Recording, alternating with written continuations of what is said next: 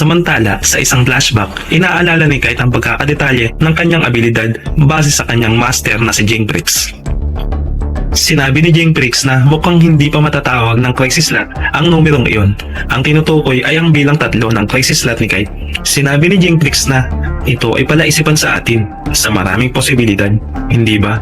Ngunit kung hindi mo kukontrahin ang aking ekspektasyon, ang dahilan kaya hindi ito lumalabas ay higit sa lahat dahil sa iyong pagpapasya.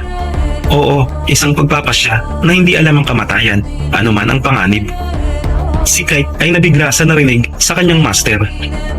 Hindi natin alam kung ano ang hugis ng sandatang ito o kung paano magsisilbing isang paraan ng pag-atake. Ngunit ang katotohanan ng ating posibilidad ay tama, ay ginagawang mawalaan natin ito. Alam mo ba kung ano ang eksaktong iniisip ko? Malamang ang bilang na ito ay may dagdag na kapaki-pakinabang kaysa sa isang sandata ng pag-atake.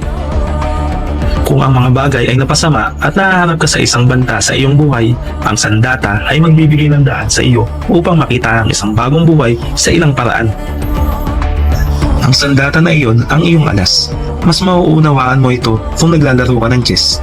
Sa chess, kahit na natalo ang reyna, may ibabalik mo ito muli. Maaari mong buhayin muli ang reyna, ngunit sa iyong kaso, babalik ka ng mas malakas kaysa sa dati. Ganito kung paano gumagana ang nen. Ang nen na kung saan ay nagiging mas malakas pagkatapos ng kamatayan.